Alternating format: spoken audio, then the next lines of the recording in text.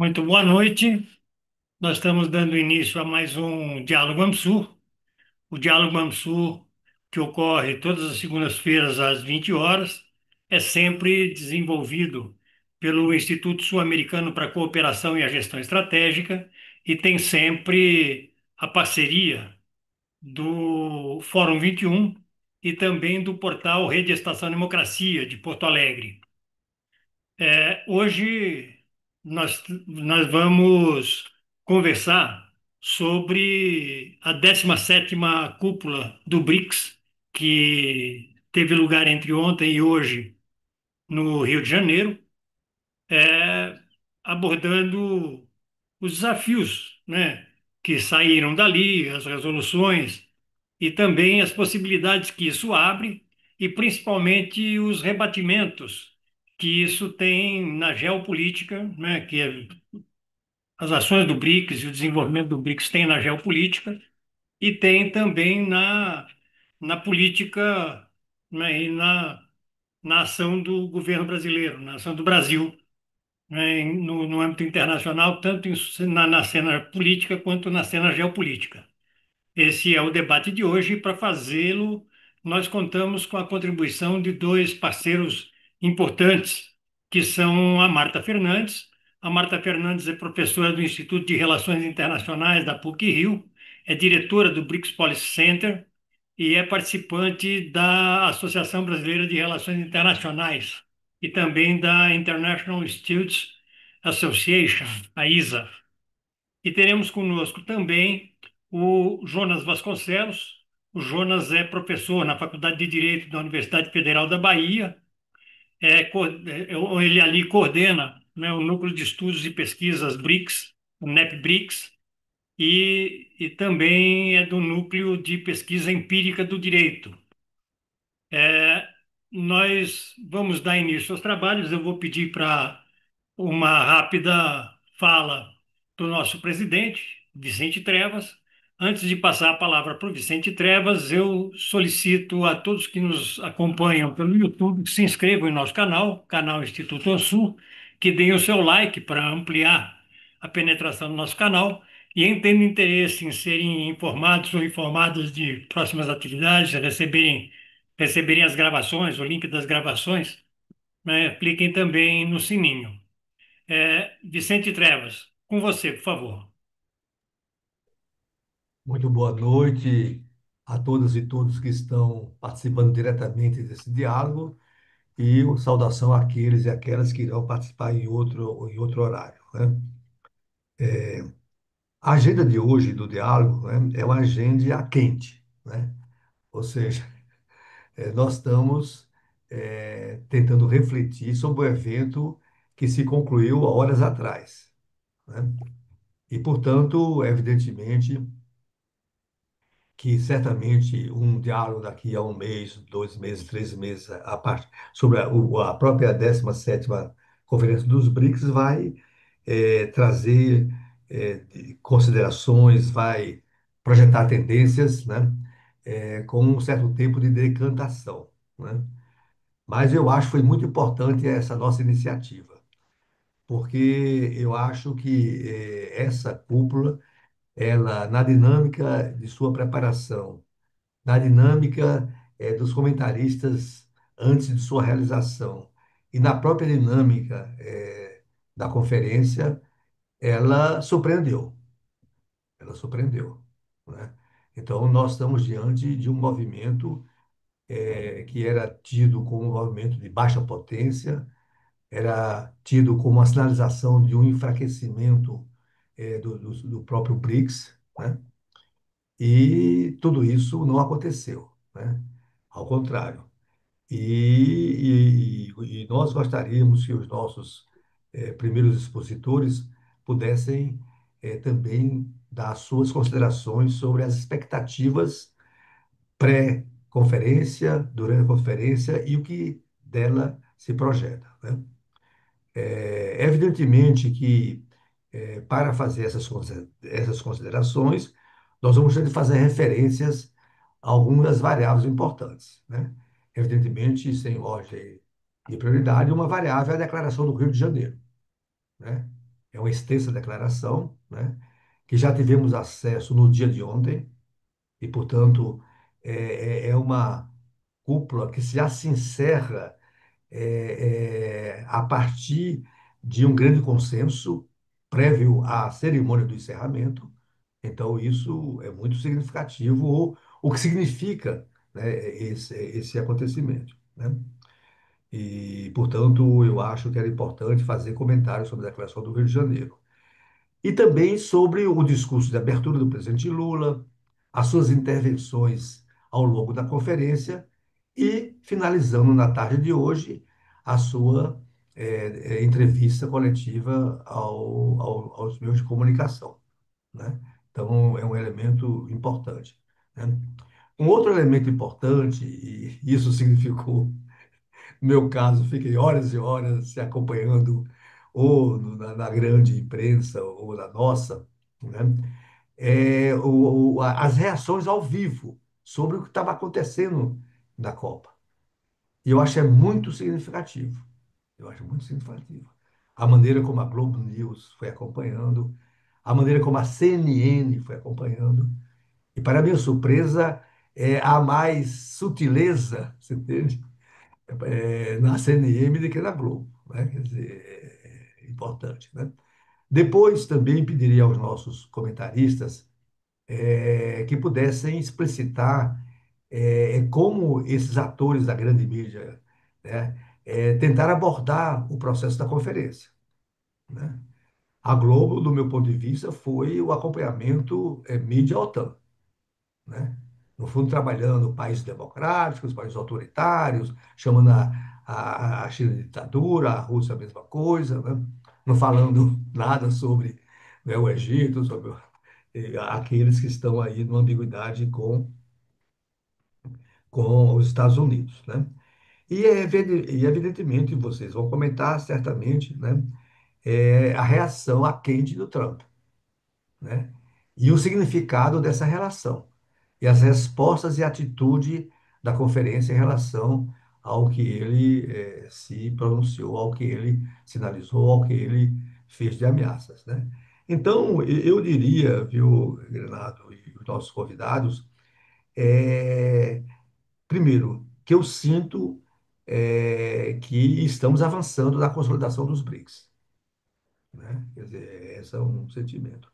Depois, no debate, nesse fórum dos BRICS, todas as questões foram consideradas, aquelas mais complicadas, né? E reafirmando posicionamentos muito claros.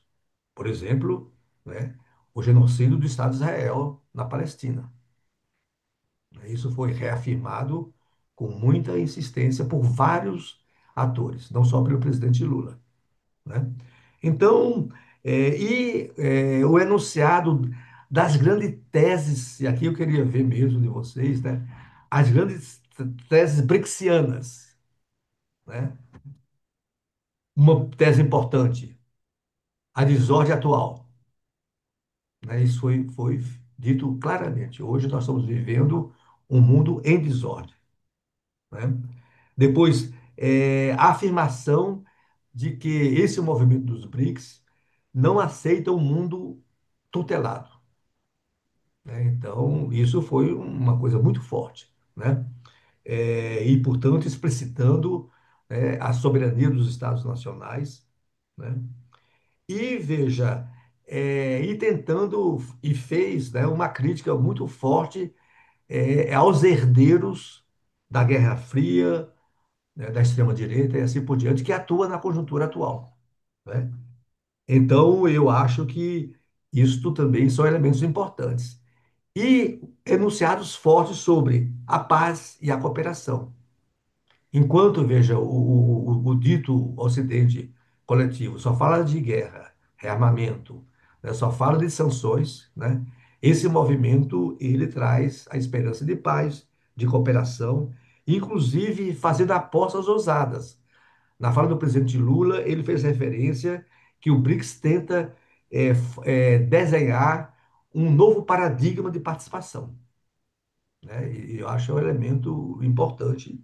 E, evidentemente, as teses centrais do multilateralismo, né? é a busca do desenvolvimento compartilhado e também ele propõe um outro padrão de desenvolvimento, né?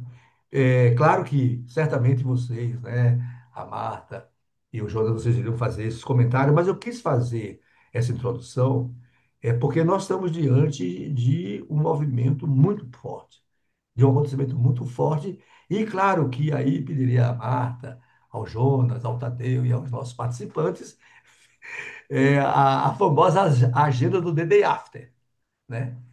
Como será o dia seguinte a essa 17ª conferência dos BRICS. Granado, com essas considerações, eu devolvo a você a condução dos trabalhos, desejando a todos nós um bom diálogo. Obrigado, Vicente. Bom, vamos dar início então imediato com a fala da professora Marta Fernandes. Marta, com você, por favor. Ok, boa noite a todos e a todas. Queria agradecer o convite para estar aqui de novo, né, debatendo com vocês.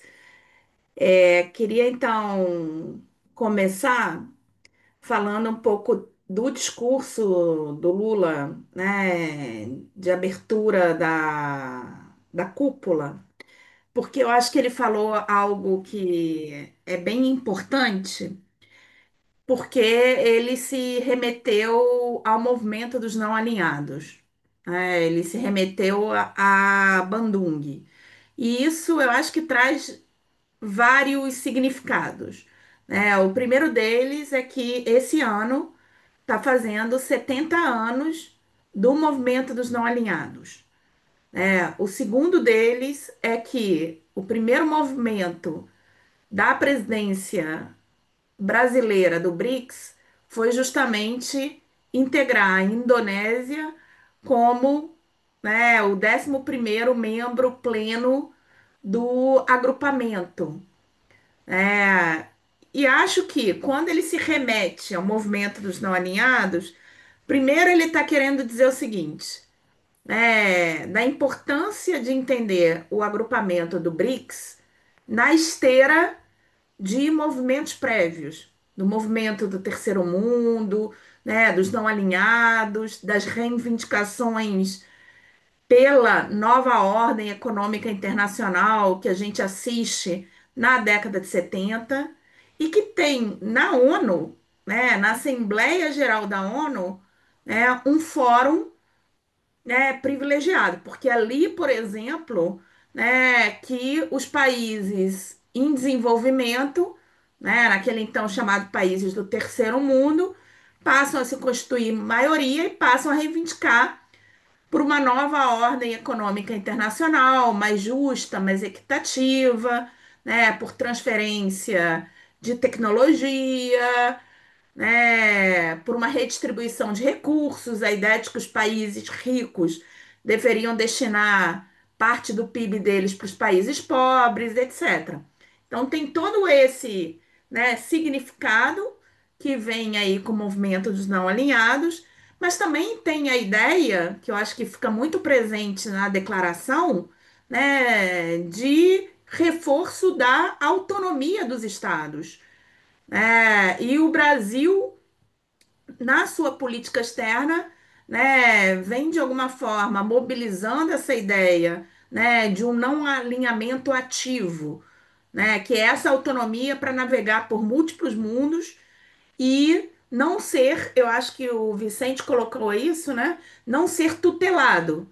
Ou seja, eu não tenho que me alinhar automaticamente nem com um lado, nem com o outro, né? E isso também eu acho que dá um tom, né? Que é o tom que o governo brasileiro quis dar à cúpula do BRICS, né? Ao processo do BRICS esse ano, que era justamente a construção, né, de uma agenda positiva, voltada para solucionar, né, questões, né, de ordem prática e não, né, bater na tecla, né, de, vamos dizer assim, de um bloco anti-ocidental, né? E isso a gente viu, por exemplo, na própria declaração que não menciona diretamente os Estados Unidos nem o presidente Trump, né? Então, assim, houve, de fato, na declaração,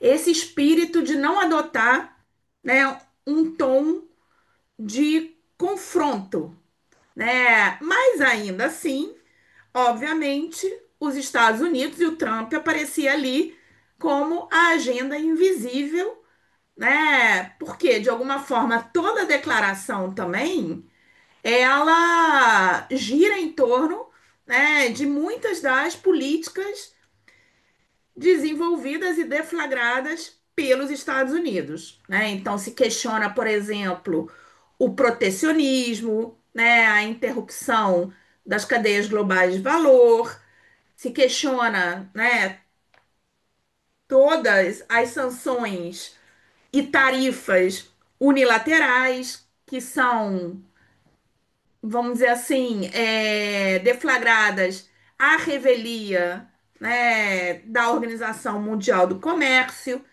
se condena, né, veementemente o ataque ao Irã, né, e, portanto, a integridade territorial e soberania iraniana, né? Depois eu acho que a gente vai ter alguém falando sobre a governança da inteligência artificial, né? Mas também, né, na declaração específica sobre governança e regulação da inteligência artificial, se questiona, por exemplo, a concentração de poder, né, nas big techs, por exemplo. Por outro lado, né, se propõe um sistema de pagamento alternativo ao sistema SWIFT, que claramente, né, se volta contra essa, né, hegemonia do dólar como moeda de referência internacional. Por outro lado, também, né, a declaração faz menção, né, a possibilidade e a importância de se comercializar em moedas locais, inclusive com o NDB, né, o Banco do BRICS estimulando, né, vamos dizer assim, financiamento também em moedas locais. Então, de alguma forma, né, ainda que os Estados Unidos, né, e o Trump não tenham sido citados, né, aquela, vamos dizer assim, a agenda da declaração foi uma agenda que claramente, né, fazia uma crítica à unipolaridade, ao unilateralismo, ou seja, né, a essa visão de mundo dos Estados Unidos. Por outro lado, o que eu gostaria de falar é que a mídia, né, veio colocando muito essa ideia, vamos dizer assim, de uma declaração um tanto quanto genérica, etc. E eu acho que, assim, no final das contas, foi um sucesso a declaração, porque você tinha, né, 11 membros plenos, né, então você tinha que ter, né, uma declaração que contemplasse, né, os interesses de 11 membros. E, por outro lado, eu acho que a gente não tem que pensar apenas na declaração. Acho que a gente tem que pensar num pacote que inclui a declaração final e três declarações temáticas, né? Uma sobre inteligência artificial, outra sobre, né, a questão da saúde, né, com foco nas doenças socialmente determinadas, e outra sobre financiamento climático, né? Então, você teve uma declaração mais geral, mas também você teve declarações mais específicas sobre, vamos dizer assim, três, três temas, né? Então, isso eu acho que também tem que ser levado em consideração. Por outro lado, né, nesse processo a gente teve algo inédito, né, que não teve lugar nos processos anteriores, que foi justamente uma participação da sociedade civil, tanto na reunião de Sherpas, quanto na cúpula, né, com a presença do próprio Stelid ali apresentando as recomendações do Fórum Civil Popular do BRICS. Então, isso também eu acho que tem que ser mencionado.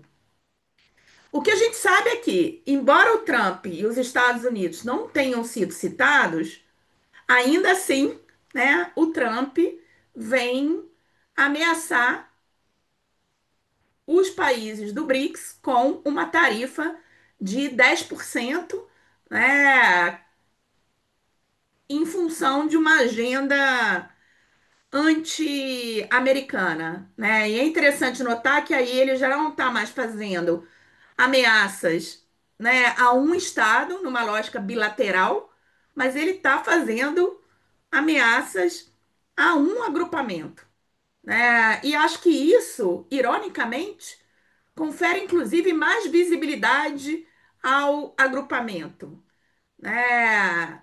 Porque, no final das contas, o que ele está tentando com isso é justamente reproduzir a velha lógica colonial, né? Da, da divisão do grupo, né? O dividir para governar, né? E nesse sentido, isso, no meu entender, confere uma maior visibilidade para o agrupamento, né? Também porque, para mim, o BRICS, né? Eu sempre falo isso, ele, obviamente, tem uma dimensão material, né? Os países querem aderir ao BRICS porque querem diversificar suas relações comerciais, né? Querem ter oportunidades maiores de investimentos, querem ter oportunidade, né, de Oxalá entrarem para o Banco do BRICS, né, e portanto, né, terem também, né, uma possibilidade aí, né, de terem facilidade, né, e acesso, né, a financiamentos menos rígidos, mais flexíveis, etc. Mas também o BRICS comporta um elemento relacionado ao terreno de ideias, né? E essas ideias buscam justamente contestar a unipolaridade e se voltar contra essa arrogância, né, de um poder imperial, né? E acho que a fala do Lula, né, justamente em reação à ameaça do Trump, diz isso, né, de um imperador, né? O Trump como esse imperador.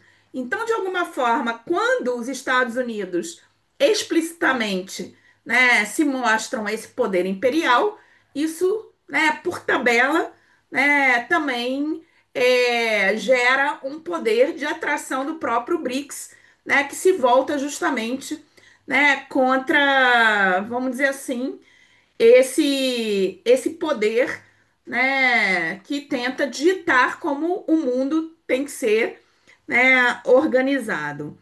Por outro lado, né, eu acho que dois aspectos, né, ficam muito evidentes na declaração. Um deles, né, é justamente essa defesa de um sistema multilateral, né? Ironicamente, hoje, quem está defendendo o sistema multilateral são os países do BRICS, né? E aí eu vou chegar aí, né? Então, tem a colocação de que as Nações Unidas, de que a ONU, né, deve ser o centro do sistema de governança global, né, uma defesa da Organização Mundial do Comércio, né, e aí também claramente, né, uma crítica velada à obstrução da OMC pelos Estados Unidos, né, incluindo, né, o seu mecanismo de arbitragem, uma defesa da Organização Mundial da Saúde, que aparece muito claramente nessa declaração, né, anexa voltada para as doenças socialmente determinadas, uma defesa da Convenção Quadro, né, das Nações Unidas sobre mudanças climáticas e do Acordo de Paris, né? Mas, por outro lado, também deixando muito claro, né, vamos dizer assim, aquilo que está na gênese do BRICS, que é a contestação, né, de um sistema multilateral ainda excludente, assimétrico, que possui um déficit democrático, né? Então, o que eu sempre digo é: Se a gente passar, né, o leitor ali pelo documento, a palavra democracia aparece. Então, se a mídia tradicional quer colocar o BRICS, né, como esse agrupamento de países autoritários, né, o que a gente pode justamente rebater é quem está falando de democratização da governança global são justamente esses países que a mídia vem, né, colocando como autoritários, ou seja, aqueles países que de alguma forma estão questionando a democracia no interior dos estados são os mais reticentes quando a gente coloca a questão da democratização da governança global. E o que a gente sabe é que essa concentração de poder e riqueza na mão de poucos é o que, né, gera fome, gera pobreza, gera violações cotidianas de direitos na periferia do sistema internacional. Então, o que o BRICS deixou muito claro na declaração é essa defesa de um multilateralismo inclusivo. E daí, né, a própria defesa da reforma do Conselho de Segurança, que é uma agenda, né, antiga, né, histórica do Brasil, e ali, né, deixando muito claro que não é apenas, né, porque uma coisa é você, vamos dizer assim, adaptar o Conselho de Segurança à nova correlação de forças que já não é mais a de 1945. Isso é uma coisa. A outra coisa é democratizar o Conselho de Segurança. Possibilitar, por exemplo, que países de diferentes continentes, né, da América Latina, da África, possam ter uma representação no Conselho de Segurança, né? E a declaração claramente citando, né, o próprio Brasil e a Índia, né, com apoio, né, dos países do BRICS. E acho que o Vicente tocou num ponto que é importante também, que é essa questão da paz, né? O que me parece é que o BRICS vem tentando justamente redefinir a própria ideia de paz. Quem tem a responsabilidade por definir os contornos dessa paz? Né? O que o Lula deixa claro num dos discursos dele vai ser justamente a ideia de que a paz, né, para ela ser resiliente, para ela ser duradoura, para ela ser uma paz sustentável, ela não pode ficar a cargo, né, de um grupo seleto de estados, mas ela tem que, de alguma forma, né, ser gestada por um grupo representativo, né? É esse grupo que pode diagnosticar, né, vamos dizer assim, de forma mais nuançada as questões relativas a uma paz, vamos dizer assim, que inclua, né, na sua definição o combate à pobreza, o combate à desigualdade, né, o combate, né, à fome, etc, etc. Bom, então o multilateralismo está ali presente, mas um multilateralismo ressignificado.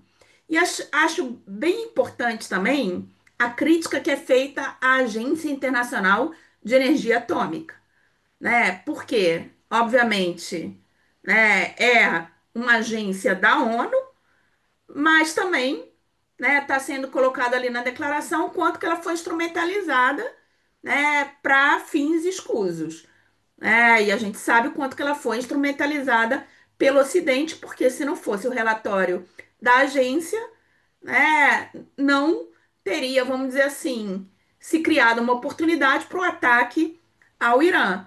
E hoje o que o Irã está fazendo é justamente, né, suspendendo a sua contribuição à agência, porque o que ele está dizendo é a transparência não me protegeu. Pelo contrário, né, a transparência fez com que as instalações nucleares, né, ficassem visíveis para Israel, que se aproveitou disso para me atacar, né? Então, também, né, uma agência internacional ou instituições que não sejam possíveis de serem instrumentalizadas pelos Estados Unidos, fora a demanda pela reforma das instituições Bretton Woods, do FMI e do Banco Mundial, né, de forma que reflita o peso relativo dos países e daí demandando uma revisão, né, das cotas do FMI, né, que conforme a gente sabe,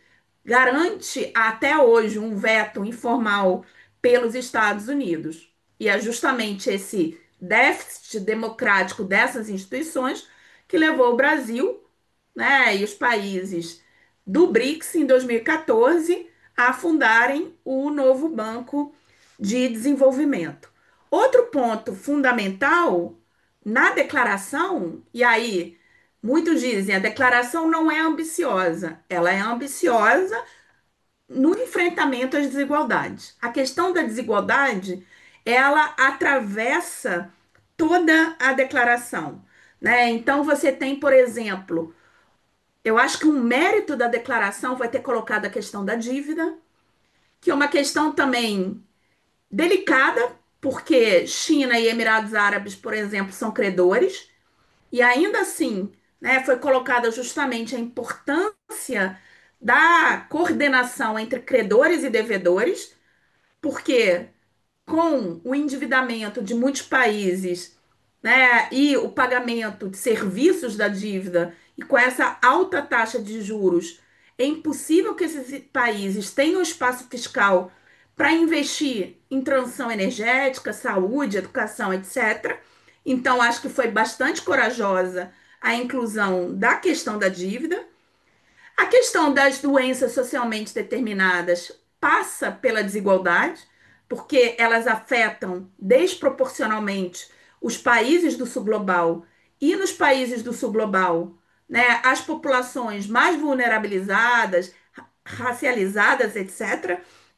Como o presidente Lula, né, colocou e como está colocada na própria declaração, né, que vai criar parceria para a eliminação das doenças socialmente determinadas no Brasil e no mundo, né, as diferenças, né, as desigualdades de renda, de escolaridade, né, de gênero, de raça, de local de nascimento, determinam quem adoece e quem morre, né? Então a questão da desigualdade está colocada lá. A questão da exclusão digital, do viés algoritmo, né, que vai reproduzir hierarquias raciais, de gênero, etc., está colocado na, né, declaração de inteligência artificial. Depois também queria escutar sobre isso.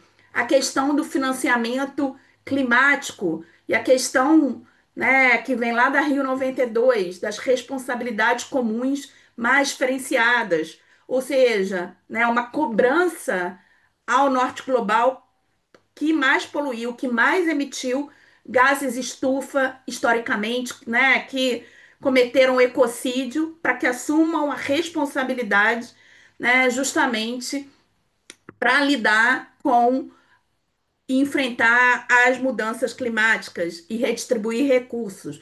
Como o Vicente colocou, também a questão dos gastos militares, né? Ou seja, algo que também, né, vem sendo falado pelo Lula há bastante tempo, né? Como que essa nova corrida armamentista, né, e essa nova, né, vamos dizer assim, diretriz da OTAN, né, vem de alguma forma impedindo que esses recursos possam ser redirecionados para o desenvolvimento, né, para a transição energética, né, e para outras finalidades. É o que no final da Guerra Fria a gente chamava dos dividendos da paz, né? Porque a gente achava que aqueles gastos militares poderiam ser realocados para outros fins. E o que agora a gente está vendo, né, é a reprodução dessa mesma lógica.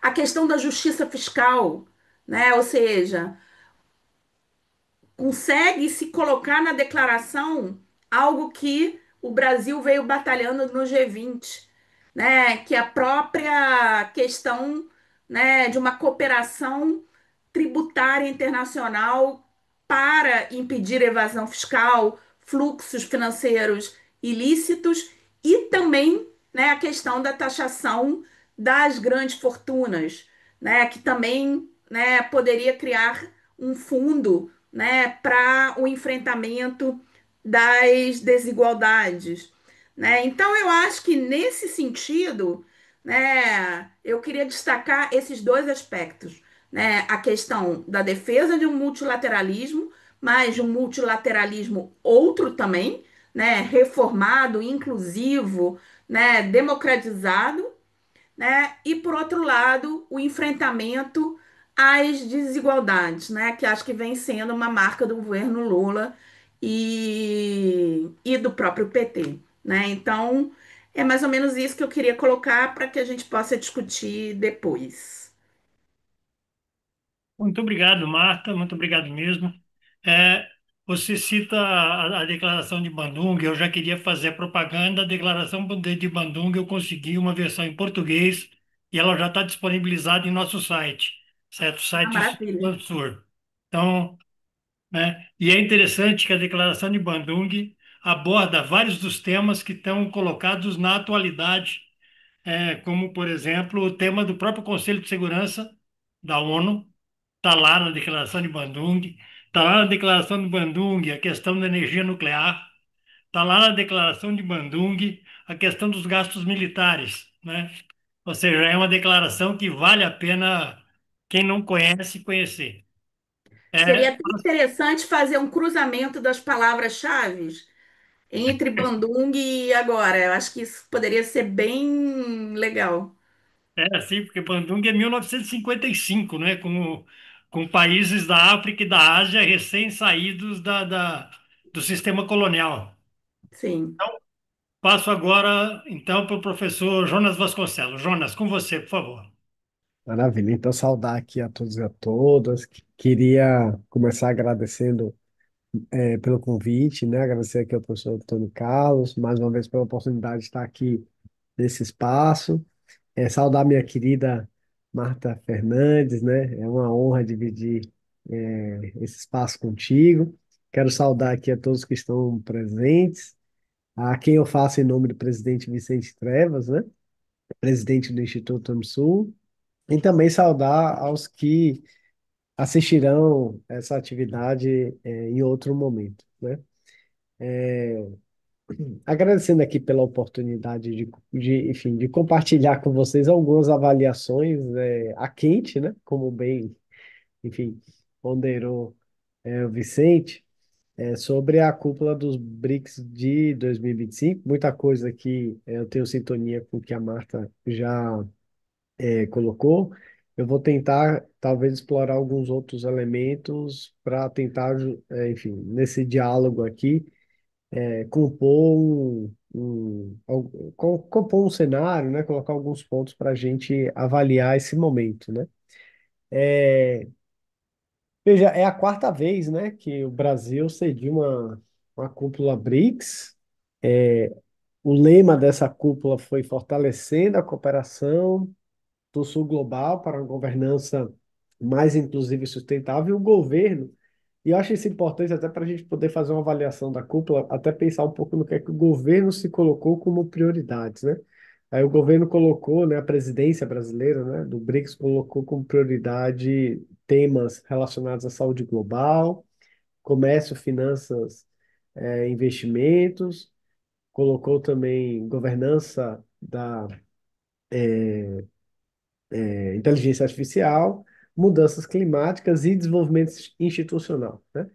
É, e veja, essa cúpula, acho que primeiro é importante compor o cenário, né? Que eu acho que ela aconteceu num contexto muito complexo, né? Geopoliticamente falando, geoeconomicamente falando.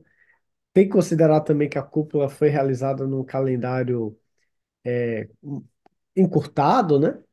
Foi uma escolha aí da presidência brasileira por causa da preparação, enfim, da COP30. Mas nem por isso, enfim, né? Os resultados e, enfim, as questões colocadas pela cúpula são desimportantes, muito pelo contrário, né? Me parece que o BRICS hoje vive um momento de transformação acelerada, né? Daquele núcleo formado originalmente, né, pelos BRICS, né, pelos países BRICS, primeiro os quatro, Brasil, Rússia, Índia, China, depois o ingresso da África do Sul. Hoje a gente já tem 11 membros plenos, né? Ou 10, 11, porque a Arábia Saudita ainda é uma pouco incógnita, né? Mas teve seus representantes aqui, Indonésia, Egito, Etiópia, Emirados Árabes e Irã. Esses países juntos, eles são bem representativos, né, em termos globais, quando a gente olha em termos de população, quase metade da população, em termos de PIB global, né, acho que é quase 40% do PIB global, quando a gente olha em paridade de poder de compra, enfim, outros dados aí que apontam para a importância desse agregado. Além dessa ampliação dos membros plenos, a gente teve agora, pela primeira vez, uma cúpula na condição de países parceiros, a presença, né, dos 10 países parceiros, que é Cuba, Vietnã, Bolívia, Belarus, Cazaquistão, Nigéria, Uganda, Tailândia e Uzbequistão, né? Ou seja, claramente aqui a gente tem um BRICS em pleno crescimento, uma plataforma de cooperação relevante, né, importante, que tem aí, enfim, grandes potenciais para modular a ordem internacional. É importante destacar também que essa foi a primeira cúpula que a Indonésia participou como membro plena, né? É, mas, ao mesmo tempo, também a cúpula foi marcada por outros elementos que a gente também tem que levar em consideração, né? E também pensar nos reflexos disso, né? Alguns líderes importantes do grupo não vieram, né? O Xi Jinping, enfim, até agora é uma questão ainda de difícil avaliação, né? A não participação do Xi Jinping. Não veio o Vladimir Putin, né? Que só participou online.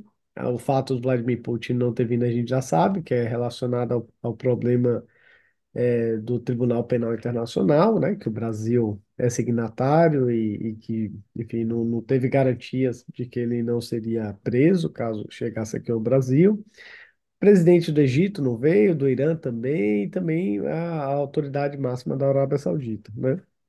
Enfim, do lado latino-americano, acho que a gente teve presenças relevantes, né? O Gabriel Boric do Chile, o presidente do Uruguai, Yamandu, além de representantes de Angola, Quênia, até da Palestina. Algumas ausências, né? Também de convidados, o Petro da Colômbia, a Cláudia do México. E acho que um ponto aí enfim, de observação crítica até onde eu saiba, a Venezuela sequer foi convidada, né, para participar. O que é uma posição aí, o que eu acho muito problemática, pessoalmente, do Brasil em relação ao nosso vizinho, a Venezuela. Mas a gente pode conversar sobre isso depois. A cúpula teve também participação de várias instituições, né, organizações internacionais, União Africana, o secretário-geral da ONU, o Banco dos BRICS, Banco Asiático de Investimento em Infraestrutura, o CAF, o representante da OMS, enfim, né, acho que deram uma legitimidade internacional importante para a cúpula.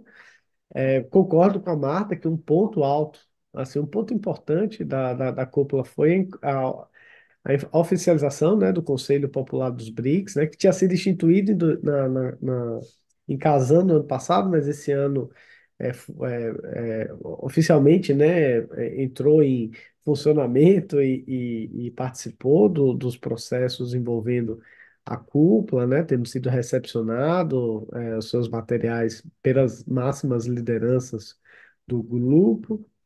Enfim, essa acho que eu diria algumas características gerais dessa cúpula que se realizou num contexto assim global muito turbulento, né? Como já mencionado, né? É um contexto de guerra, de ataque Israel ao Irã, contexto de genocídio em curso na Palestina, que inclusive, salvo engano, hoje, né? Fazem 21 meses, né? Do início do genocídio na faixa de Gaza. em 7 de outubro de 2023, né? Guerra na Ucrânia, né? Persistência da guerra na Ucrânia, enfim, né? São elementos que acho que marcaram a atmosfera da reunião, bem como também o próprio processo da presidência brasileira durante esse período, né? Por quê? Porque esse cenário externo, ele também coincide com, acho, com algumas tensões internas ao BRICS que a gente tem que levar em consideração, né? É, três membros dos BRICS claramente estão digamos assim, um conflito um pouco mais direto com os Estados Unidos, que é o caso do Irã, da Rússia e, em um pouco menor medida, mas em guerra, nem que seja uma guerra comercial declarada, é a China, né?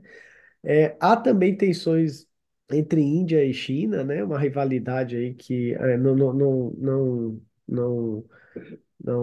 não está plenamente apaziguada, né? A Índia tem uma posição um pouco mais, o governo atual da Índia tem uma posição mais favorável aos Estados Unidos e também uma proximidade com o próprio governo de Israel, né? Brasil e África do Sul são países que a gente sabe têm vulnerabilidades econômicas e políticas que os tornam mais, vamos dizer assim, é, fracos em relação às investidas dos Estados Unidos, né? Egito e Etiópia são dois países que estão sob programas do FMI, né? Que também limita um pouco aí a margem de manobra que esses países, se quisessem ter, poderiam, numa certa movimentação mais proativa dentro dos BRICS. E do ponto de vista interno, né, doméstico do Brasil, é sempre importante pensar, lembrar, né, que existem condições internas do governo brasileiro, né, da atual situação brasileira, que eu acho que também ajuda a entender um pouco os desafios que organizam, né, assim, que compõem, melhor dizendo, o que foi a presidência brasileira, o que tem sido a presidência brasileira à frente dos BRICS, né?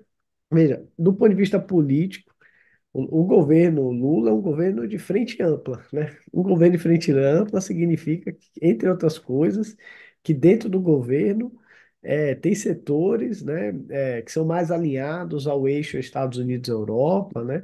São setores que fazem tensões internas ao papel geopolítico do BRICS na política externa brasileira, né? Então, gera também ambivalências estratégicas na política externa brasileira. No campo econômico, o Brasil passa, né, como já foi mencionado pela Marta aqui, né, por políticas de restrições fiscais, que dificultam a ampliação, né, e os recursos para uma agenda dentro do BRICS. No plano organizativo, a gente pode mencionar que esse calendário reduzido, né, essa presidência, que ainda que formalmente vai até todo o ano de 2025, mas que colocou a cúpula no meio do ano, ela impôs uma pressa, vamos dizer assim, né, no desenvolvimento das articulações, o que acaba reduzindo, de alguma maneira, o potencial de amadurecimento de certas iniciativas ao longo do tempo, né? O calendário encurtou, ele apressa isso.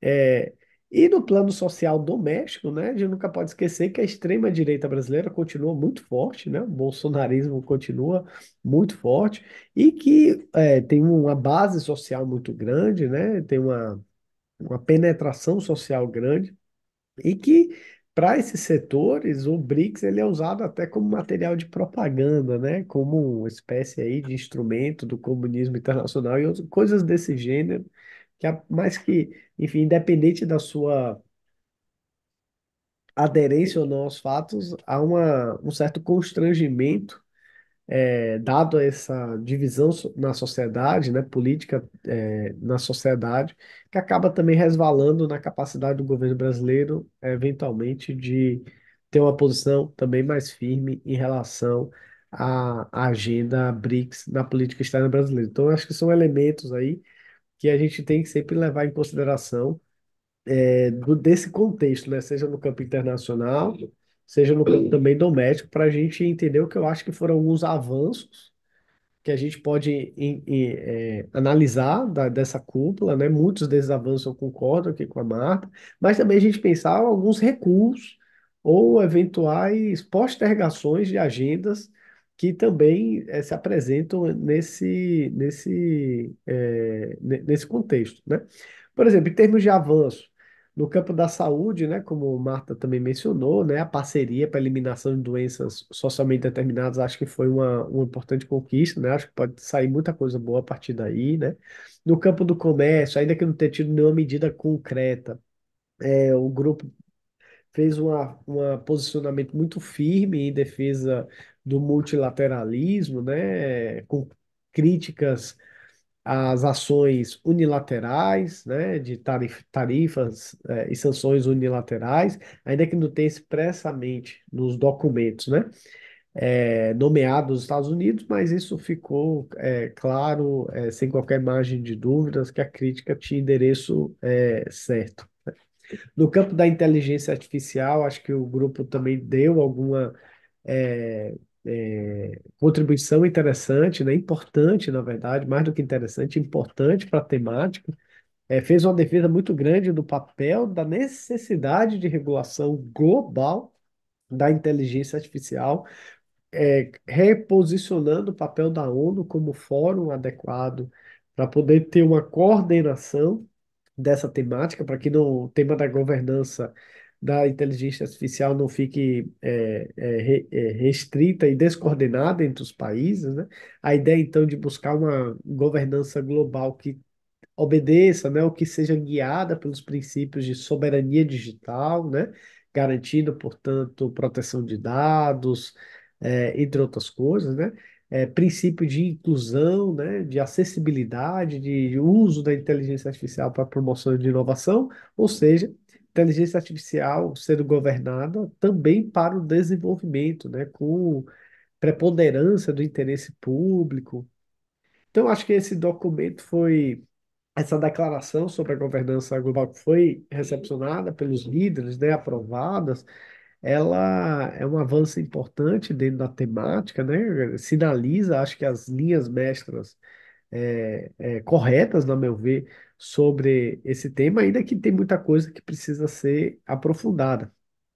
Um aspecto interessante que também me chamou a atenção aqui nesse tema da inteligência artificial, no documento da declaração dos BRICS, não da declaração de líderes, mas da declaração sobre a governança, é, que há uma nota bem interessante sobre uma preocupação, vamos dizer assim, necessária, né, de se preocupar sobre os efeitos da inteligência artificial no campo da educação, né? Eu como professor, a Marta como professor, enfim, com vários professores aqui e professoras, acho que a gente fica sempre um pouco preocupado, né, com qual o papel da inteligência artificial no campo educacional, né? E ali tem um parágrafo bem interessante, né, apontando sobre a necessidade de ter precaução, né, sobre até para avaliar os efeitos cognitivos que o uso de inteligência artificial no campo da educação pode ter, tanto para os estudantes quanto para professores, né? Eu achei ali uma coisa que me surpreendeu, assim, no sentido positivo,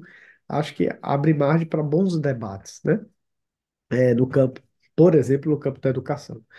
Quando a gente está pensando no eixo, né, eu falei aqui um pouco, né, de alguns avanços que eu acho no campo da saúde global, inteligência artificial, no campo aqui vamos dizer, da arquitetura multilateral e debate sobre paz e segurança. Concordo inteiramente, acho que o BRICS, com a Marta, né? O BRICS hoje acaba sendo um grande bastião de defesa do multilateralismo, né? Tem toda a autoridade moral no limite, né? Dadas as suas posições de defesa do direito internacional, de defesa do sistema ONU, né? Em todas as suas ramificações, né? A defesa do multilateralismo como sistema para resolução dos conflitos, né? Então, críticas às ações unilaterais, né? Às ações violadoras de direitos internacionais. Isso também, né? Obviamente, defendendo reformas, né? Naquilo que o grupo acha necessário. O grupo adotou, a meu ver, posições firmes, né? Contra Israel, né? Acho que tem críticas ali, apesar de não ter mencionado no documento a palavra genocídio, há uma posição muito firme de condenação às ações de Israel em Gaza, né, e aos demais territórios palestinos. Há críticas a Israel aos ataques perpetrados ao Irã, há críticas a Israel pela ocupação de terras, né, ilegais no território do Líbano e da Síria. Então, acho que ali a declaração foi bastante contundente, a meu ver, firme e correta nesse campo, né, dentro dessa temática que envolve hoje ali o Oriente Médio.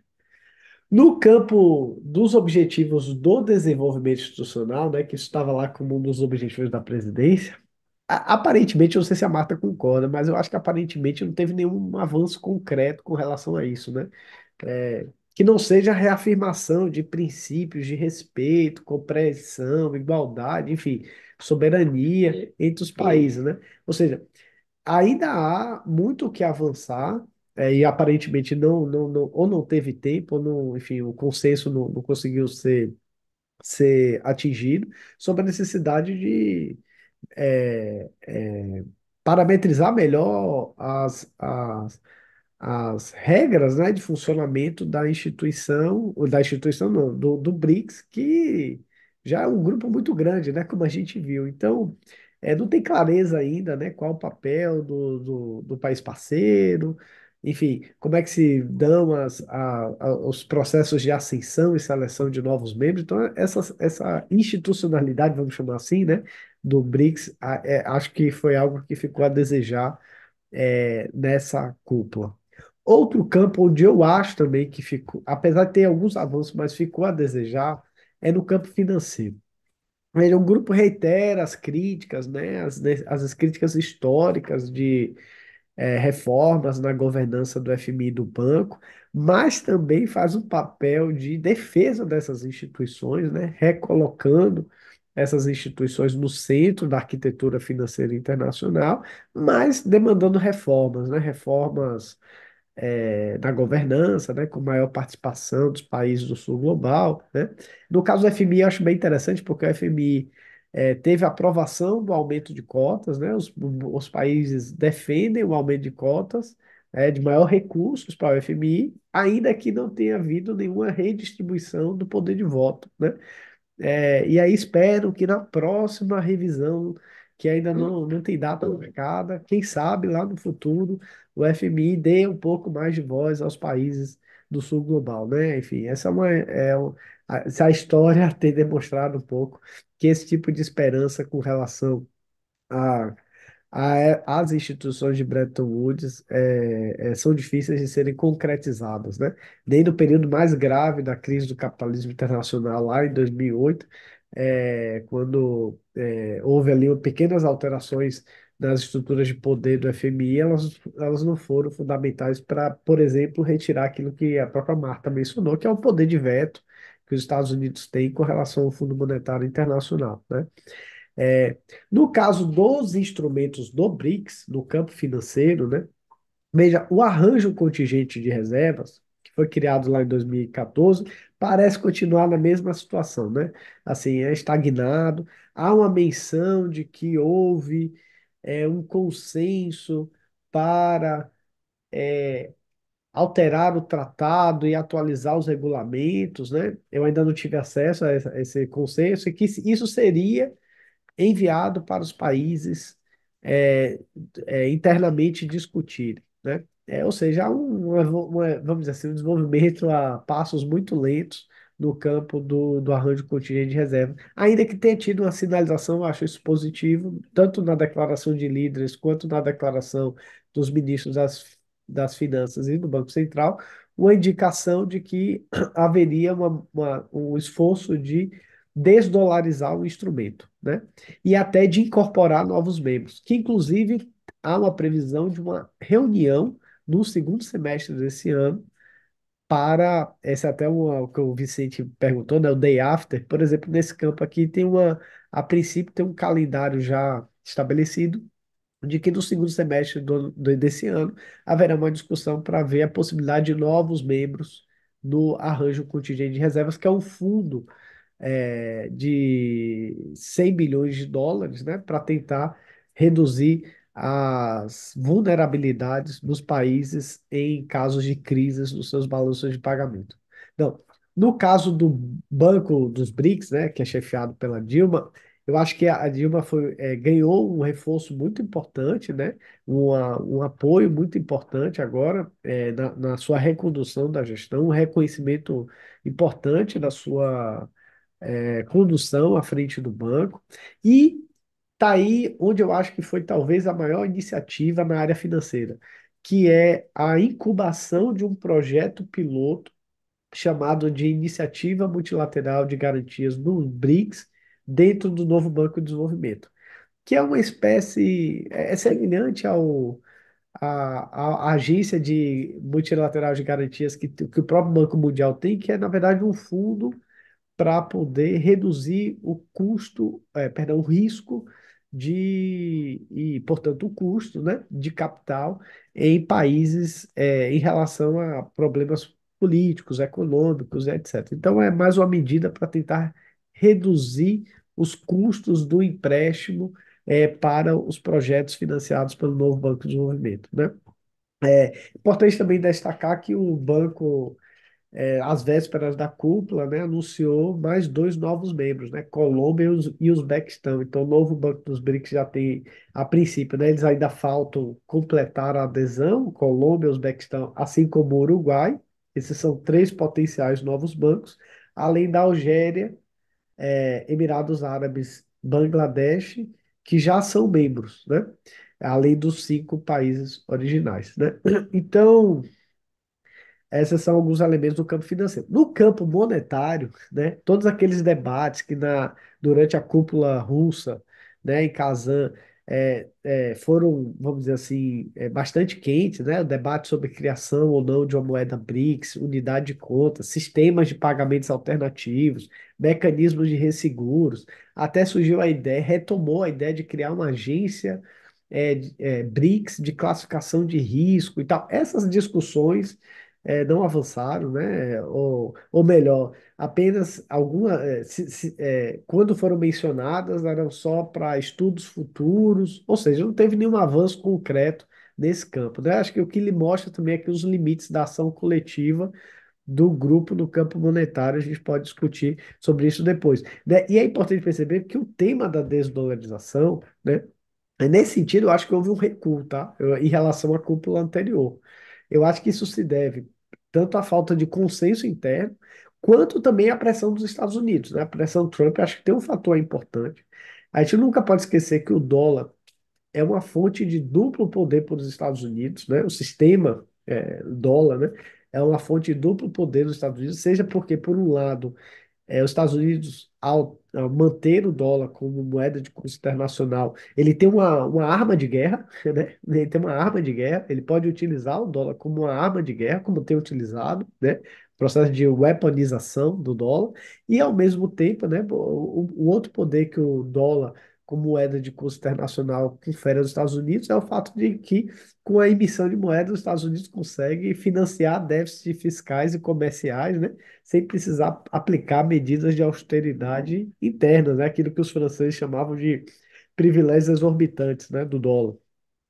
É, Bom, já falei demais aqui, só para concluir, eu acho que a presidência brasileira, como é que eu sintetizaria, né? Eu acho que a presidência brasileira, ela fez muito em condições muito difíceis, mas o resultado, eu acho que ficou aquém do potencial transformador do grupo, né? Especialmente quando eu olho para o campo financeiro e monetário.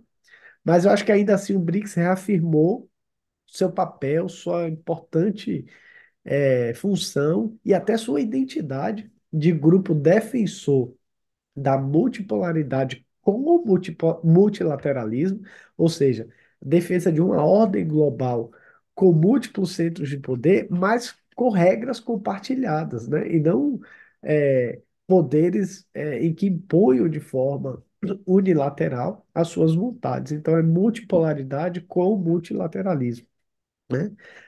Eu acho que ah, essas são alguns elementos que eu diria assim, de aspectos gerais, que essa cúpula, pelo menos a meu ver, nesse momento, nessa avaliação a quente, né, eu gostaria aqui de compartilhar com vocês, tá bom? E agradeço aqui a atenção e desculpa por ter, acho que, me excedido aqui no tempo. Muito obrigado, Jonas. Não, não sei se deu no tempo, não. Foi praticamente na mosca daquilo que a gente estava mais ou menos esperando. Eu quero agradecer muito, Jonas, porque eu acho que você acrescentou à fala da Marta alguns aspectos importantes na compreensão a quente, né, desse processo todo que está ocorrendo.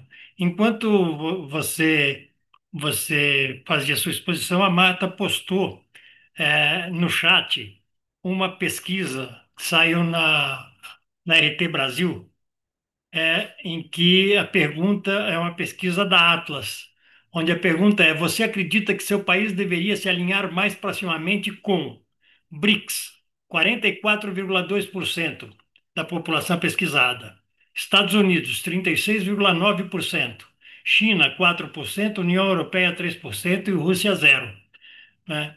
É óbvio que essa pesquisa, colocando esse universo, não é uma boa pesquisa, mas é sintomático o retorno de que mais de 44% da população considera mais pertinente um alinhamento na linha do BRICS do que um alinhamento na linha dos Estados Unidos. Nós temos aqui conosco, eu vou abrir para os debates, né, pedindo que as pessoas se inscrevam, mas queria aproveitar a presença entre nós do James Gergen, né? O James Gergen, ele é servidor público federal de carreira, né, da especialidade em políticas públicas e gestão governamental, e ele é assessor para temas digitais e agenda internacional do Ministério do Desenvolvimento, Indústria, Comércio e Serviços. Foi também assessor especial e diretor de gestão estratégica do Ministério de Comunicações. É membro suplente do Comitê Gestor da Internet no Brasil, né? E ele acompanhou bastante de perto a discussão sobre que culminou com a declaração sobre inteligência artificial. Então, eu gostaria de pedir ao James, se fosse possível, que fizesse uma rápida intervenção sobre o tema. É possível, James? Claro, claro, posso fazer. Boa noite a todo mundo. Boa noite, Agradeço professor. muito. Obrigado pelo convite de novo, Granado e Vicente também. Um prazer sempre estar com vocês. E queria também agradecer essa análise ampla, que a Marta e o Jonas fizeram. Acho que ajuda a colocar as coisas na cabeça, em suas caixinhas, importantes. E a minha análise ela vai ser um pouco mais a frio do que a quente, porque há um ano e meio eu venho participando do processo de construção desses documentos e desses debates. O MDIC ele coordena duas trilhas importantes, eu diria, que é a de ministro do Comércio e de ministro da Indústria. É, e, em paralelo a isso, houve a Força-Tarefa de A, que tocou, então, essa declaração final do processo. Mas eu queria ressaltar que não é simplesmente uma declaração de A. Se você juntar todos os pontos, você vai perceber que existia, ou existe, do Brasil propôs e foi aprovado, um plano de soberania digital. Por quê?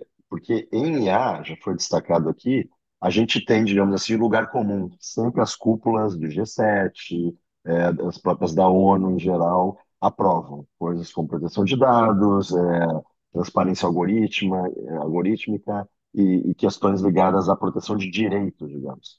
O que essa cúpula inovou é na questão do desenvolvimento econômico, da denúncia da concentração de mercado que já existe na área de A, e sobre código aberto, desenvolvimento de A em código aberto e software livre no geral, e também a questão de soberania de dados. E aí eu queria destacar, a imprensa ainda não percebeu, um documento que a gente aprovou chamado Governança Global da Economia de Dados, dentro do CEGET, que é a trilha dos ministros de Comércio Exterior, né?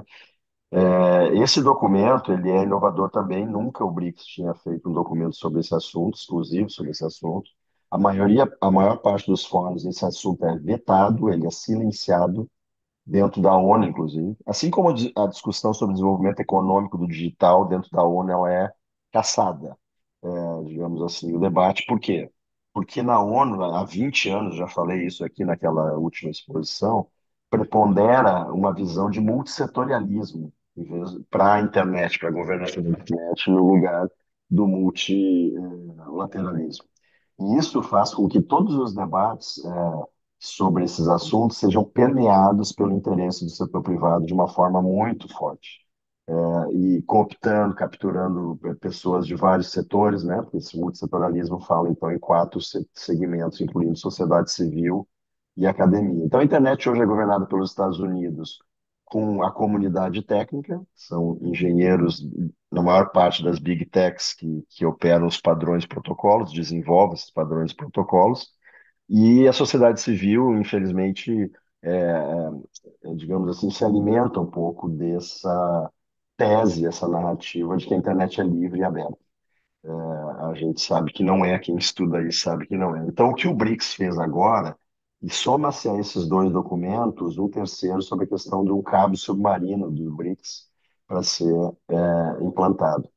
50% hoje dos cabos submarinos estão sob controle indireto ou direto das Big Techs.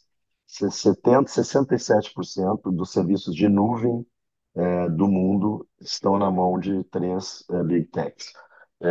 E essa discussão, inclusive hoje saiu um estudo importante, eu acho que eu mandei para o Granado, mostrando que o Brasil gastou, e aí em várias esferas dos estados, municípios e do governo federal, 23 bilhões de reais nos últimos 10 anos. Só no último ano, 10 bilhões e 300, comprando serviços de TI das Big Techs, principalmente. A principal delas é a Microsoft. Então, essa discussão que se dá no BRICS, você vê hoje nesse estudo, coincidentemente, é o estudo da USP e da UNB, concretizando a falta de soberania digital, digamos assim.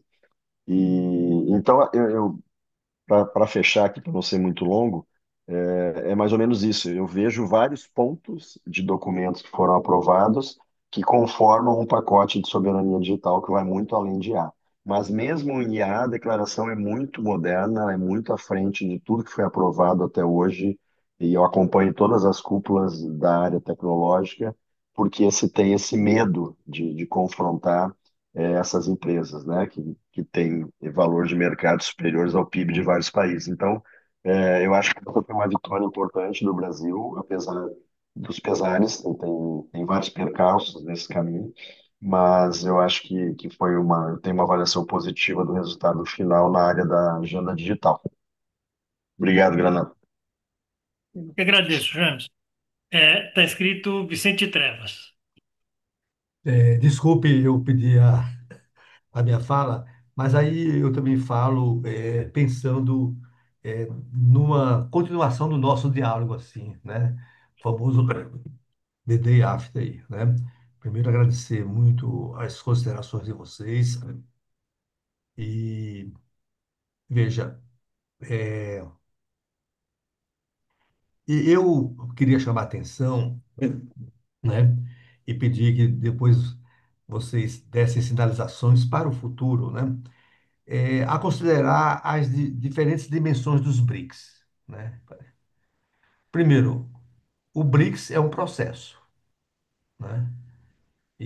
Portanto, se a gente tiver a sensibilidade de acompanhar, quer dizer, o movimento desse processo, né? E, evidentemente, por exemplo, supondo que a gente recue aí para a conferência da África do Sul, Kazan e agora, né? Então, é, se perguntar se as declarações elas se contradizem ou não, ou elas se somam, ou elas se acumulam, né? Então, entender um pouco, né? Não é para responder agora tudo, mas deixar isso como uma agenda, né? É, Depois, os BRICS como atores, né? Quer dizer, atores não só os estados nacionais, mas os seus dirigentes, né? E também, não deixando por menos, o BRICS como estética, né? Reparei, eu sou muito marcado pela estética horrível do G7, numa daquelas reuniões, se não sei, foi na Alemanha ou na Suíça, né? Onde todos muito bonitinhos, tiraram o paletó, mas, enfim. Muito bem. Agora, em relação, aí eu vou dar algumas opiniões minhas para deixar como uma agenda futura. É, e aqui, veja, acho interessante que para falar dos BRICS, né, e quem diz isso é o nosso presidente, além de categorias analíticas, a gente pode usar metáforas, né? E até queria chamar muito a atenção das metáforas utilizadas pelo nosso presidente nessa 17ª sessão, né? Quando ele usa a metáfora os BRICS são uma metamorfose ambulante, né? Eu até fui rever a canção do nosso grande amigo e tudo, e fui também consultar a precisão desse conceito, né? Que eu acho uma metáfora interessante, né? Para entender o processo, porque qual seria o grande conteúdo de uma metamorfose? É um processo de mudança das formas, da natureza e das estruturas, né? Se eu posso fazer esse resumo aí, né? E ambulante porque é um processo em curso, né? O Lula até usou outras metáforas de que o BRICS está na sua infância, né? Ele usou isso na declaração pública, né? Ele está também se processando, ele está se assimilando, né? Então, eu faço essas considerações para ver se tem sentido para o DDAF de a gente aprofundar essas questões, né? E os BRICS como atores, aqui eu falo atores dos Estados nacionais, mas também os seus líderes, veja, dos quatro, nós somos cinco fundadores, né? Mas dos quatro, dois, né? China e Rússia, né? Já são classificados pela lógica do Ocidente coletivo como adversários, como ameaça, né? Então, veja, declarações da OTAN enfim, das reuniões que eles fazem aí. Os dois outros, Brasil e Índia, ou Índia e Brasil, operam aquilo que eu chamo ambiguidade estratégica, né? Não sei se vocês concordam, mas tanto o Brasil como a Índia, né, na minha percepção, claro, quem sou eu, mas na minha percepção, operam nas suas estratégias a ambiguidade como elemento importante da própria estratégia, né? Claro, a África do Sul tem uma especificidade, né? Então, para dizer também, né, que se eu uso outra metáfora do BRICS como um grande iceberg, é importante a gente entender aquilo que está aflorado e aquilo que está submerso ainda, mas está existente, né? Também acho que a gente não pode, pelo menos a minha percepção, projetar as tendências dos BRICS sem considerar alguns elementos importantes. Por exemplo, é a estratégia chinesa da Rota da Seda. É fundamental. Está subjacente à dinâmica dos BRICS. Está subjacente. Qual é o estado da ordem dessa iniciativa, etc, etc, etc, etc, né? Não podemos também deixar de reconhecer que os BRICS têm, repare, capacidade militar. Não como tal, né, mas os seus atores têm capacidade militar. Então, repare, com tudo isso, eu quero dizer o seguinte, que fazer o convite para a gente mergulhar nessa grande complexidade, né? E, por último, dizer o seguinte, eu acho que esse conjunto de conferências dos BRICS estão, veja, tentando incorporar na sua intencionalidade, nos seus projetos, as agendas da transição da ordem internacional. Mas todos os temas são abordados. Por exemplo, quando hoje o Lula fala, ele falou hoje sobre o FMI, não foi só sobre a governança, mas o padrão de desempenho do FMI que capturou os Estados nacionais pelo tema da dívida, etc, etc, para impor um conjunto de questões. Ele foi explícito nessa matéria, né? Então, eu só, repare, não quero, enfim, só quero que vocês possam considerar sobre o que eu estou comentando, se tem pertinência que a gente podia se associar, se entende, para voltar a conversar e tentar esclarecer essas complexidades, né? Então, muito obrigado, Renato, por você. Muito obrigado, Vicente. Você coloca tema para alguns diálogos amplos Isso, posteriores, isso. né? Bom, não tem ninguém inscrito. Eu vou então passar imediatamente de volta para a professora Marta Fernandes. Marta, com você, por favor. Ok. Enfim, eu acho o seguinte: eu sempre falo que a gente tem que ver o BRICS a partir das suas complexidades, né? O que que significa isso? Nem romantizar, né? E acreditar que, enfim, que o BRICS, de fato, vai criar uma ordem, ou tem esse potencial de criar uma ordem radicalmente diferente, e nem demonizar. Por quê? Porque, sobretudo, a partir da ampliação do BRICS e a entrada de países do Oriente Médio, como o Irã, o BRICS vem sendo muito orientalizado, né, no sentido de ser visto como quase, né, um demônio, né, um bicho estranho. E isso, né, ao ponto de, quando eu estava participando, por exemplo, de uma conferência na Alemanha, eu dar o meu cartão do BRICS Policenter e a pessoa me devolver, né? Então, eu acho que o agrupamento tem que ser visto na sua complexidade. O dois de fato, né? Porque a gente está analisando aqui a declaração. E, obviamente, a declaração, para mim, foi a possível, entendendo as condições materiais onde ela tá aí colocada, né? E se a gente for pensar, por exemplo, né, a própria ausência do Xi Jinping, né? Eu acho que tem um efeito grande sobre a própria ideia do multilateralismo que a declaração tenta avançar, porque tem um efeito simbólico, tem um efeito político, né? Ou seja, se, né, o, o líder, né, da principal potência econômica do BRICS não comparece por primeira vez a uma cúpula do BRICS, isso obviamente afeta a própria ideia de multilateralismo. Eu tenho várias, eu acho que assim, tem várias razões pelas quais ele não veio, né? Eu acho que o primeiro fator é o fato da cúpula ter sido realizada logo depois do ataque ao Irã e poder ser atravessada em grande medida por temas geopolíticos. No G20, quando o Mauro Vieira abriu, né, a reunião de ministros das relações exteriores com temas geopolíticos, a China foi a primeira a questionar, dizer que ali não era o lugar para temas geopolíticos, mas tentar, de alguma forma, manter as discussões dos temas econômicos e financeiros. Acho que teve a ver, sim, com a questão dos Estados Unidos, né? Nesse momento, a China está negociando uma redução de tarifas com os Estados Unidos, né, em troca de terras raras, e nesse sentido, pode ser que não fosse interessante, né, nesse momento, e a gente está vendo isso com a ameaça do Trump.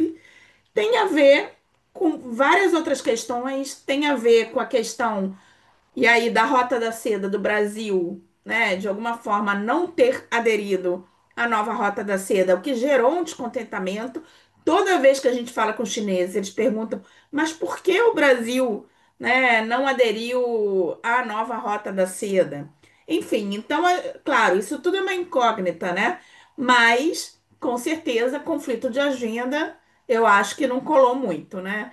É, Bom, por outro lado, eu acho que a gente tem que levar em consideração também a grande disparidade de poder dentro do BRICS, né? Ou seja, as relações de poder ali colocadas, né? Se a gente for considerar as relações Brasil-China, né, são relações que estão baseadas numa divisão de trabalho, né, que estão baseadas na exportação, né, de commodities, soja, minério de ferro, enfim.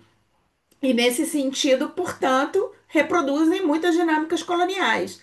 O Lula deixou muito claro, acho que foi no discurso, num dos discursos, né, que é essa ideia de que nós, ou seja, né, que a periferia não pode continuar sendo unicamente exportadora de commodities, né, que a gente tem que, de alguma forma, exportar produtos de maior valor agregado, né? E obviamente, né, e acho que o Vicente coloca isso, né, a questão, né, da China e da Rússia serem vistas como adversárias, né, no meu ponto de vista, o BRICS vem sendo entendido pela mídia ocidental como um bloco anti-ocidental, Porque, obviamente, a China e a Rússia, que têm maior poder dentro do agrupamento, são vistas dessa forma, porque, obviamente, África do Sul, né, Índia e Brasil, né, tem muito mais uma posição, vamos dizer assim, ou são vistos, percebidos como muito mais tendo essa posição que o Vicente coloca de ambiguidade estratégica.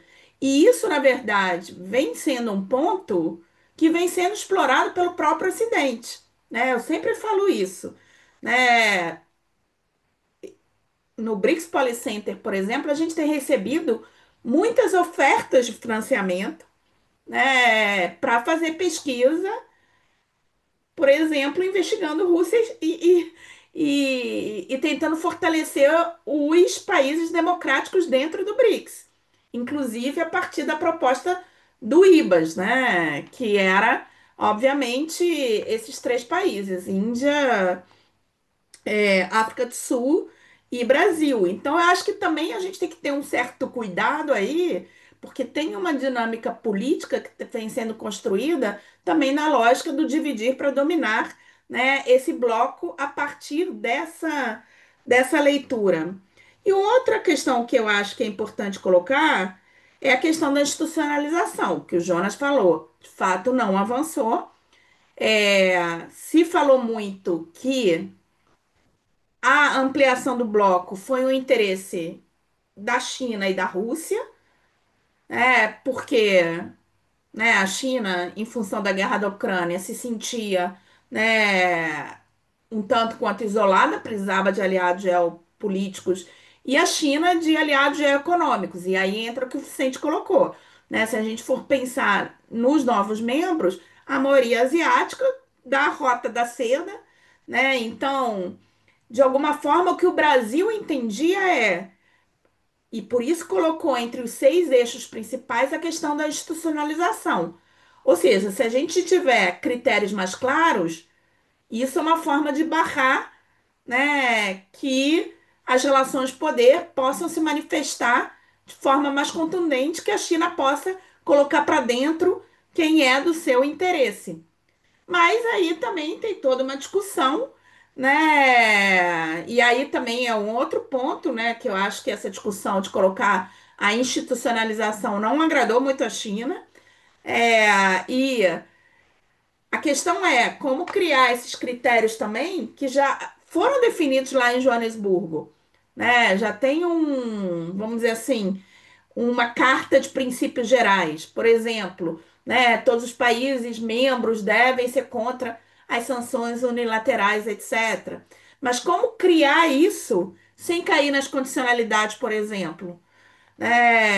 Ou sem tentar homogeneizar os estados, como faz uma União Europeia da vida, né? Ou como faz que antes de entrar você tem que cumprir todo um receituário, ou como fazem as instituições financeiras internacionais. E acho que esse é um dilema, né? Ou seja, né, colocado aí pro Brasil.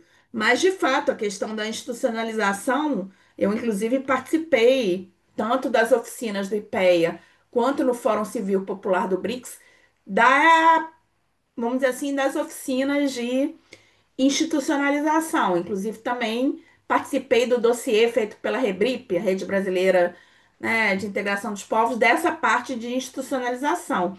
É muito importante a gente saber, por exemplo, né, porque o objetivo do Brasil era familiarizar os parceiros, né, na dinâmica do BRICS.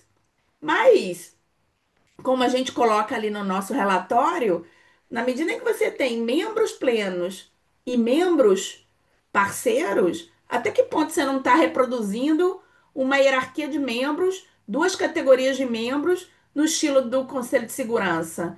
Né? Se você não tem uma participação igualitária, se tem membros que participam da reunião, mas não tem poder decisório ali dentro. Então, assim, tem várias complexidades, ou seja, um bloco, um agrupamento que, né, se mostra aberto à diversidade, que não quer ser confundido, né, com clube seleto, né, colocar duas categorias de membros. Então, obviamente, né, existe uma série de complexidades que é importante, de fato, ressaltar, né? Mas eu acho que a Quente, eu acabei, de alguma forma, fazendo essa defesa, porque ontem eu fui na Globo News. E me incomodou muito a forma como eu fui indagada, que era a coisa, a cúpula foi esvaziada, os estados autoritários, o BRICS, ou seja, né, toda uma visão muito demoníaca do BRICS e que ali, né, por que que a China não foi, etc, etc. Então, acho que também é importante tentar mostrar que essa declaração ela foi costurada num cenário muito adverso.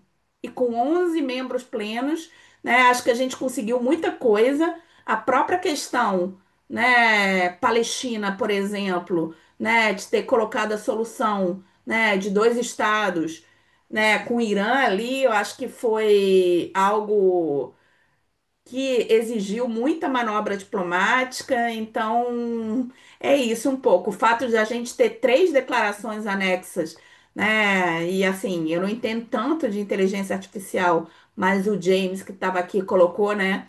Que, enfim, que teve muitos aspectos aí inovadores, eu acho que pode ser visto como algo positivo, claro, né? E o Jonas conhece muito mais das questões financeiras que eu acho que também tiveram obstáculos que impediram os estados irem mais a fundo, né, na questão, por exemplo, né, que foi, se disse que Kazan, por exemplo, né, conseguiu de alguma forma avançar mais nessas temáticas. Mas agora a conjuntura é muito adversa e foi comprovado pelo fato do Trump ter ameaçado, né, os países do BRICS. Mas se você considerar a reunião que teve de 10 anos do NDB, né, que foi lá num hotel em Copacabana, que eu estava lá, o discurso do Lula, o Lula colocou a importância de criar uma moeda comum do BRICS, né? Que, claro, não se refletiu na declaração, mas que também foi, eu acho que um posicionamento ousado por parte do Lula. Enfim, acho que é isso, né? Muito obrigado, Marta. Muito obrigado mesmo. Eu acho que a sua fala reforça a fala do Vicente de que a gente vai ter que voltar ao tema daqui, deixando decantar um pouco, né, esse processo, inclusive tentar entender um pouco o que que é, né, o que que é a presidência indiana, né, do BRICS, como é que os passos que serão dados agora, né, no início da preparação da presidência, que vão surgir reuniões, etc., a gente vai ter que voltar ao tema. Grato. Jonas, com você, por favor. Obrigado. Não, também aqui pegando o gancho da Marta, né, e concordando com a avaliação que ela fez, inclusive sobre a questão dos desafios do desenvolvimento institucional do BRICS, né, eu adicionar talvez mais uma dimensão, né, que eu acho que é importante, não só dessas perspectivas democráticas, né, de não reprodução de padrões de dominação, né, na história das relações geopolíticas dentro do próprio grupo BRICS, mas acho que também é um desafio importante com essa ampliação do grupo, ao mesmo tempo que lidar com essa diversidade que é crescente, né, com a necessidade de busca de diálogo, enfim, de compreensão, que não é uma tarefa simples, né? Com um grupo reduzido já não era fácil, ainda mais com um grupo ampliado e com outra categoria que não está claro ainda, que é a dos países parceiros, qual é o seu poder dentro do grupo, enfim, né? Como é que você lida com essa diversidade? Ao mesmo tempo em que você consegue coordenar iniciativas comuns para que esse grupo não fique e não se torne mais vamos dizer assim, um talk shop, né, da cena internacional, né, somente um fórum de discursos, mas que o grupo tenha também a capacidade de formular ações concretas.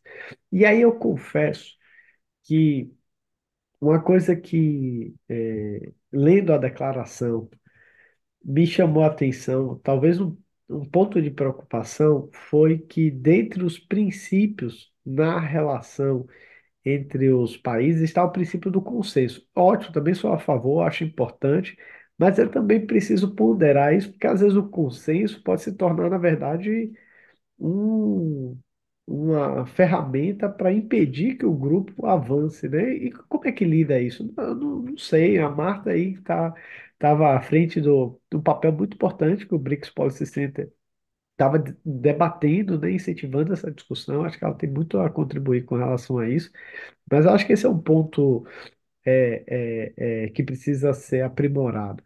Por exemplo, no caso da agenda monetária e financeira, que é algo que eu acompanho com, vamos dizer assim, mais detalhes, né, com mais atenção, é, iniciativas de consenso, praticamente hoje, dada a composição do grupo, são, eu diria que são ilusões, né? Por exemplo, no caso, como é que está a composição hoje dos governos? Você tem Rússia e Irã, que são países que, por motivos óbvios, né, por serem países sancionados, e que estão já alijados do sistema monetário e financeiro internacional por sanções unilaterais do Ocidente coletivo, eles são os países que têm mais incentivos de promover essa agenda. Por outro lado, você tem um país como a Índia, que está hoje sob um governo que tem uma posição abertamente, né, contrária a qualquer iniciativa, vamos dizer assim, mais ousada no campo monetário e financeiro internacional. Então tem uma postura ali muito mais de frear qualquer iniciativa BRICS nesse campo, né? Enquanto que a Rússia e Irã, a Rússia em especial, acabam buscando acelerar. Então, por isso que, como a próxima cúpula será na Índia, provavelmente o tema monetário e financeiro também não vai ganhar tantos avanços, né? Eu acredito que também não será uma temática que avançará na próxima cúpula. No caso do Brasil, pegando outro país, BRICS, né? Aí é um pouco essa posição ambivalente, né? Que o Vicente mencionou aqui, né? Eu acho que essa ambivalência do governo brasileiro em relação à temática da reforma do sistema monetário e financeiro internacional, ela tem a ver com até a composição de classes e política desse governo de frente ampla, né? Que eu mencionei na minha primeira exposição, né? E certamente nesse governo, não tenho dúvida de que o presidente Lula é a frente mais avançada dentro dessa pauta. O problema é que quem vem atrás dele, muita gente que vem atrás dele, não todos, obviamente, mas que você tem instituições e agrupamentos dentro do próprio governo que, vamos dizer assim, jogam do outro lado, né? Há estruturas dentro do Estado brasileiro que eu acho que são muito resistentes a qualquer grande iniciativa que afete os interesses de Washington, como no campo da desdolarização ou da reforma da arquitetura financeira internacional, né? Aqui eu acho que o Banco Central, por exemplo, é um exemplo de instituição onde há uma, que é o organismo hoje que coordena, por exemplo, o arranjo contingente de reservas, não tem ali muita proatividade no campo da reforma e no desenvolvimento de instituições que eventualmente saiam da órbita dos Estados Unidos, ou que quando tem fazem de maneira muito lenta, né, muito gradual, quase que parando. Então, enfim, acho que são alguns pontos, né? Foram muitos elementos levantados aqui. Eu não sei se eu tenho capacidade de abordar todos, até também pela avançada da hora, mas se eu pudesse fazer uma síntese, né? Ou melhor, retomando minha síntese que eu mencionei antes, né? Eu acho, tá, que a presidência brasileira do BRICS fez muito, especialmente nessas condições geopolíticas, geoeconômicas e domésticas muito difíceis, né? A gente não pode desconsiderar esses elementos quando a gente pensa na avaliação a quente do que tem sido a cúpula BRICS, né? Óbvio que esse muito que foi feito, isso que eu quis deixar a mensagem, esse muito que foi feito é ainda, infelizmente, pouco em relação ao potencial que o BRICS, enquanto plataforma, tem, né? Obviamente que esse potencial, ele não depende só da presidência brasileira, isso depende de uma série de relações com os outros países, né? Depende de várias variáveis que também a presidência brasileira não controla. Eu acho que sim, teve vários avanços, acho que há um destaque aí importante e fiquei muito feliz de ouvir o James, né? Porque eu realmente eu não acompanho o tema da governança da inteligência artificial, mas eu achei isso uma contribuição muito importante que essa cúpula deixa, né, para a trajetória do BRICS e também para a cena internacional. Acho que há uma agenda aí muito importante, né? Assim como a agenda da saúde, que a gente já mencionou antes, né? Apenas que no campo financeiro e monetário eu acho que ainda tem muito que avançar, os desafios são grandes. É, o BRICS tem um potencial de fazer a diferença, mas esse potencial é uma coisa, a realidade é outra, né? Então, é só um pouco aí que eu gostaria de compartilhar nessas palavras finais, também já agradecendo, aproveitando aqui para agradecer pela oportunidade de estar aqui, de falar e poder também ouvir, dialogar com vocês. Muito obrigado, Jonas. Muito obrigado mesmo. Eu acho que foi altíssimo nível, né? Para um debate feito tão a quente, tão em cima da bucha dos acontecimentos, né? Ainda faltando muitas informações, muitos passos, muitas coisas que vão acontecer aí nos desdobramentos sobre a conferência do BRICS. Eu acho que foi. Eu tenho muito que agradecer a vocês. Quero aproveitar e solicitar a todas as pessoas que nos acompanham pelo, pelo canal YouTube que estejam novamente conosco na próxima segunda-feira em um novo Diálogo Ansul. Muito boa noite a todos e a todas.